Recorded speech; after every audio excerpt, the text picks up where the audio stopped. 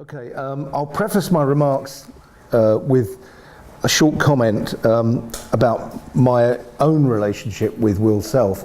I first worked with Will Self somewhat improbably in 1982 when he was just leaving university, when we worked for the GLC, the Greater London Council, before it was abolished by Margaret Thatcher, on a summer scheme as play leaders, improbably, where we went round to London with great big huge inflatables, not like bouncy castles, but massive structures, different parks every day, all summer. And Will was somewhat maniacal. He loved these things. He was like a kind of spindly Pied Piper leading them to their doom. But we amazingly didn't have one accident despite his exuberance. So I've known him a long time and kind of watched him become what he is now, which is you know, a novelist of some note and a celebrity in his own right.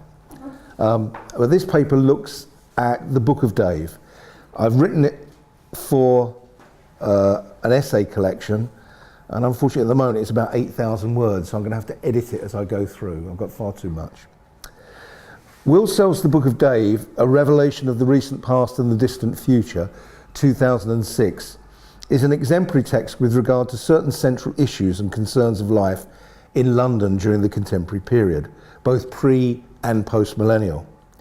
By the post-millennial period, when the text was written, Britain might have appeared decidedly post-Thatcherite in terms of its relatively recently elected governing party, Tony Blair's New Labour. But as Self's narrative makes clear, the nation was still socially and culturally imbued with a Thatcherite ideological imprint.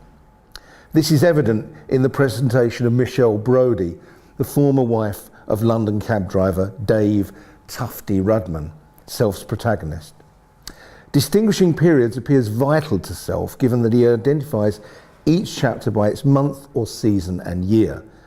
In the 6th chapter, The Skip Tracer, April 2002, after an affluent Michelle seeks to impose a restraining order on Dave, she shops, and I quote, "In Selfridges, she lost herself in the food hall, among others of her kind, trim, middle-aged, nouveau riche women, anatomizing the ideal snack under lights of operating theatre strength. This, surely, was what had been meant for her all along. The Queen Anne house in Hampstead, the coffee breaks with interior designers, and the trip home from the West End, where she'd been visiting her expensive lawyer, bearing no malice but a glossy paper bag, inside it, a bottle of L'Occitane lavender body cream." Very expensive, by the way. If Michelle aspires, in contrast, Dave is marred in the loss of his son. Carl. Early in December 2001, Dave raves under his breath about both the Taliban and Michelle. And in his rage, he conjoins the two ideas, associating him conceptually with a radical extremism. So, I quote, "So far as I'm concerned, the way they treat their women is the best thing going for those fuckers. Keep those bints in line, I say. You take my ex, she's only gone and slapped a fucking restraining order on me. Now they'd never happen in Kabul. I'd have trussed her up in one of those black cloaky things before she could say CSA." Correlations and intersections abound throughout the text, and they are purposefully so, for as the novel's suggestive subtitle indicates, the present is linked to the events set in the far distant future. For if the past is to be prologue, it is so in an almost paradoxical fashion, with the emergence of the present's most regressive tendencies. The after effects of the contemporary are shocking, the future being shaped multiply by present day prejudices and ignorance. The narrative follows an overall pattern that is common to much of Self's fiction. His narratives deploy an overriding premise combined with a set of transformations. You know, for instance, in The Great Apes, that somebody awakes and their life as a human is an illusion, and he's an ape, and everything is kind of correlated around that assumption. So you've got this basic premise and set of transformations. producing an aesthetic critique of certain strands of contemporary British culture, because the world that is imagined is not subject to the critique. It's the world that we inhabit now, or we have done recently. Self's comedic inclinations are essentially satirical, fundamentally in a very traditional manner. Leon Guillaume makes a critical distinction in satire and the transformation of genre that is interesting in situating Self's dark and often very negative worldview. And I quote, "Aristotle defines the ridiculous as a mistake or deformity which does not cause pain or harm to others. His is the essence of the comic. Plato in the Philebus, on the other hand, takes a moralist view and defines the ridiculous as, quote, a certain kind of badness. Plato's bias applies more accurately to the satiric than to the comic. If comedy presents its ridiculous objects as things of no importance, the harmless, ugly or base, satire interprets the ridiculous as harmful or destructive, at least potentially. This harm may come to others or even to the object of satire himself. In comedy, on the other hand, we are shown a fool who is just a part of the nature of things, but the object of satire is unnatural, perverse in some specific way. He has perverted his nature knowingly or unconsciously, and even when the satire is mild, he is implicated in some evil." And I'm going to suggest this is relevant to Self's sense of the satirical. In Self's world, which is very largely located in and around the City of London, such harm is played out at various levels of first the individual, second the collective, that's larger groupings, and third the broader culture, potentially society at large. Both physical and cultural deformities abound in his fictions. His texts deploy a set of extended underlying conceits, these underlying extended premises, in order to radically rework the world in striking and suggestive ways. In doing so, Self creates a recognition of the incongruities, oddities and perversities of such lives that are led in the city such as London. This is all about the everyday, the ridiculous and grotesque elements of our lives in London, the things that we don't notice about ourselves. Such strategies allow him to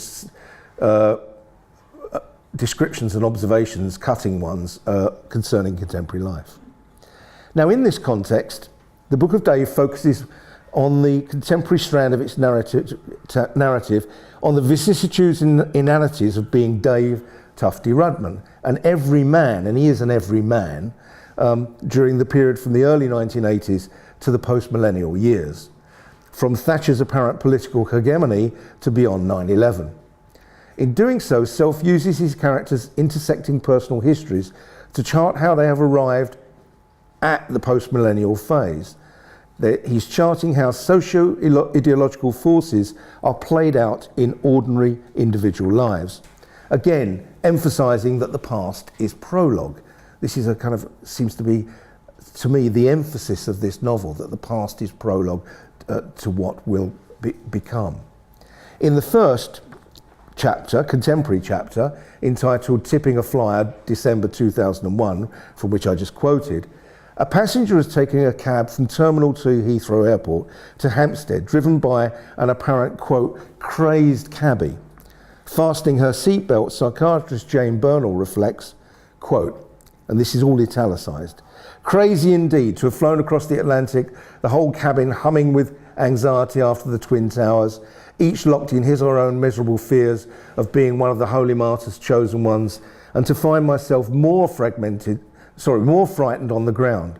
He's ill, she thought, as he turned off at Chiswick Lane and worked his way through Shepherd's Bush onto the A40. He's ill and he doesn't even know it. Importantly once again, Dave is linked thematically to the murderous violence of 9/11 and Islamic extremists, London framing his narrative. Earlier in 1987, arguably at the zenith of Thatcher's government, Dave has met his wife-to-be Michelle, a former team model, first when she had taken his cab at the Hilton after the abrupt end of an affair with a married man. The second occasion occurs several hours later when she hails his cab to return home from a club in Dean Street. Dave's apparent fortuity leads to sex with Michelle, who indulges in her drink and cocaine-fueled craving for lust and primarily revenge upon her lover who has just rejected her. The encounter precipitates a hasty marriage to Dave, whom she contacts pregnant 7 months later. Quote, "The cab was tricked out for the wedding in frills and bows. Gary Finch drove while Dave and Michelle sat in the back. They were both being taken for a ride." In her retrospective thoughts on their marriage post-divorce, and after this visit to a lawyer to stop Dave's harassment of her and her new partner, it becomes evident that Dave has always repulsed her, and the marriage had been a sham. Quote, "That GP said I should do regular self-examination for humps. Sod the fucking lumps. With Dave pouring my tits were numb with disgust." In large part, the novel is a satire of such lower class masculinity and the plight of such men surrounded by those who despise their class and who prefer a blinkered affluence, such as Michelle, in an aspirant world created by Thatcher and her successors such as Tony Blair. Self-satirises this world multiply in the Book of Dade, and as I will try and demonstrate. In striking fashion, the future that Self writes about refracts Dave's condition of life in the years leading to the mid-2000s, presumably the period when Self planned and composed his fiction. Parallels between the periods considered below serve to highlight certain undesirable, even grotesque aspects of the present that pass often unnoticed in everyday life in London, normalised by our cultural practices, by conventional sociocultural narratives. In terms of the novel's overlapping strands, readers soon become acquainted with the intersecting jumble of time sequences and quite adept at moving between them, despite the fact that they are, at least topographically, they appear to be so different. The novel opens in the future on the Isle of Ham, and I quote, "Carl Devish, spindle-shanked, beach blonde, 12 years old, kicked up buff puffs of sand with his bare feet as he scampered along the path from the manor. As he gained height and looked back over his shoulder, Carl saw first the homely notch of Nunna Bay, then the shrub-choked slopes of the Gate, rising up beyond it. The sea mist had retreated offshore, where it hovered, a white-grey bank merging with the blue screen above. What if I was up there, Carl thought, up there like the flying eye?" Initially, the language used in the future indicates a world with quite different parameters, which seems to be confirmed by the appearance of Boise, a moto, or a genetically modified creature with the linguistic and reasoning capacity of a child. Boise declares of another moto, Runty, that he will be taken for slaughter. For slaughter, for slaughter, Huck coming, Huck coming. This chapter establishes variously the environment of Ham and its inhabitants, the figure of the, quote, the beastly man, the tongueless exile who lived at Namir, and the religious rituals connected with the figure of Dave, their prophet, with its unusual vocabulary such as the driver's mirror, quote, and the repeated refrain on greeting of "Where to, Gov?" Additionally, the reader encounters an incantation initiated by the hack when considering the transgression of Carl and Bomb for flying, their word for heresy, and for entering the forbidden zone. "The lad's crime is the same as yours, flying, and I am not fit to sit in judgment on either of you. You'll have to go to London, to the PCO. The examiners have it upon themselves to try all flyers, and I cannot stand in their way. Dave, have mercy on your fares." "Dave, have mercy," the dads echoed. Now, of course, the PCO is the Public Carriage Office, which currently controls all things concerned with black cabs in London. So this is kind of clue.